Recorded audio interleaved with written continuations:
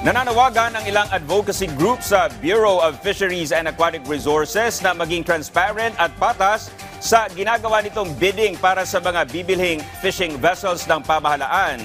Kasabay ito ng mga issue sa mga proseso na hinarap ng BFAR kamakailan, katulad ng mga pag-reschedule sa bidding para sa 23.5-meter fishing vessel, 62-footer fiberglass reinforced plastic, 80-meter multipurpose cargo vessel at iba pa bunsod ng iba't ibang dahilan.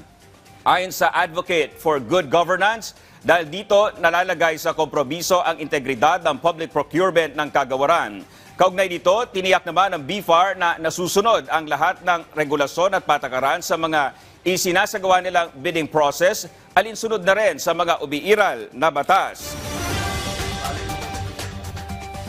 Ayon po sa batas, particularly ang Republic Act 9184, ang bidding po ay dapat public, open, fair, competitive, and transparent.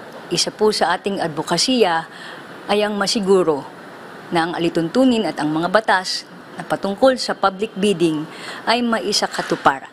Ang BFAR po ay on process, on proper process na sinisiguro na magiging efficient, magiging fast and efficient ang proseso ng bidding, taking into account compliance with the existing rules and regulations on procurement process.